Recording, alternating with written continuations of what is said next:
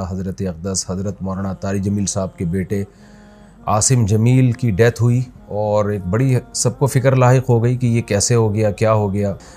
جو حضرت کا جو بیٹا ہے یہ بچپن سے ہی کسی دماغی بیماری میں مبتلا تھا اور علاج بھی ہو رہا تھا۔ حضرت جو ذمہ داریاں ایک باپ کی ہوتی ہیں وہ اولاد کے لیے وہ ذمہ داریاں پوری کرنے میں لگے ہوئے تھے، لیکن ظاہر ہے کچھ چیزیں اللہ کی طرف سے ہوتی ہیں، انسان اس میں بے بس ہوتا ہے۔ سب سے پہلے تو ہم دعا کرتے ہیں اللہ تعالیٰ اس کی مغفرت فرمائے اور حضرت اقدس حضرت مولانا طارق جمیل صاحب اور ان کے تمام لواحقین، بیٹے کی والدہ جو تھی ان کو بھی اور بھائیوں کو اللہ صبر جمیل کی توفیق عطا فرمائے۔ یہاں بہت سے لوگ یہ سوال اٹھا رہے ہیں کہ اتنا دیندار گھرانہ اور بیٹے نے خودکشی کر لی۔ ہر خودکشی ڈپریشن میں ہی ہوتی ہے، ٹینشن میں ہی ہوتی ہے، خوشی میں تو کوئی بھی خودکشی نہیں کرتا۔ یعقوب علیہ السلام کو ہم دیکھ لیں نا کہ ساری زندگی بیٹے کے غم میں روتے رہے مگر خودکشی کی طرف نہیں گئے۔ عمل کو خودکشی قرار دینا یہ کسی بھی طرح سے یہ بات درست نہیں ہے اور یہ ایک الزام ہے، اور اس الزام کا جواب آپ کو قیامت کے دن دینا پڑے گا۔ انسان پر کچھ کیفیات ایسی آ جاتی ہیں کہ جس میں وہ اپنے قول و عمل کا ذمہ دار نہیں ہوتا، اور اس کے قول و عمل پہ اس کو نہ گناہ ملتا ہے، نہ اس کو دنیا میں سزا ملے گی، نہ آخرت میں سزا ملے گی۔ یہ وہ جب ہے جب انسان کی دماغی صلاحیت کام کرنا چھوڑ دے۔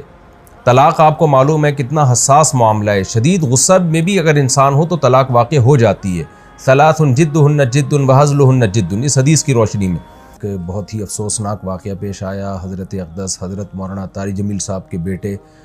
عاصم جمیل کی ڈیتھ ہوئی اور ایک بڑی سب کو فکر لاحق ہو گئی کہ یہ کیسے ہو گیا، کیا ہو گیا۔ اب ان کے بیٹے کا مولانا یوسف جمیل صاحب کا بیان سامنے آیا ہے کہ اس نے خود کو گولی مار کے ہلاک کیا اور ڈپریشن کا وہ پیشنٹ تھا۔ سب سے پہلے تو ہم دعا کرتے ہیں اللہ تعالیٰ اس کی مغفرت فرمائے اور حضرت اقدس حضرت مولانا طارق جمیل صاحب اور ان کے تمام لواحقین، بیٹے کی والدہ جو تھی ان کو بھی اور بھائیوں کو اللہ صبر جمیل کی توفیق عطا فرمائے اور اس بیٹے کو اس جہاں کی بھلائیاں نصیب کرے اللہ تعالیٰ، اس کے صغائر کبائر خطاؤں کو اللہ معاف کرے۔ میں جو یہ بیان ریکارڈ کروا رہا ہوں اس کا ایک بڑا مقصد جو ہے وہ ان لوگوں کو جواب دینا ہے جو اس عمل کو خودکشی قرار دے رہے ہیں، کیونکہ میں نے بھی کچھ کمنٹس پڑھے ہیں، کچھ لوگوں کے نیگیٹو کمنٹس ہیں۔ آپ کو پتہ ہے کہ دیندار طبقے کی طرف سے کچھ لوگ ایسے مخالف لوگ ہیں علماء کے، دینداروں کے، کہ ان کو موقع چاہیے ہوتا ہے پروپیگنڈا کرنے کا۔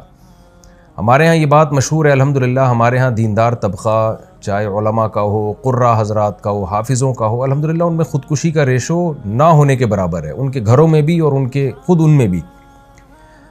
کوئی بھی خودکشی نہیں کرتا۔ اور یہ بات بڑے فخر سے بیان کی جاتی ہے کہ قاری حضرات کی تنخواہیں دیکھیں، آپ ائمہ کرام کی تنخواہیں دیکھیں، ان کے مسائل دیکھیں،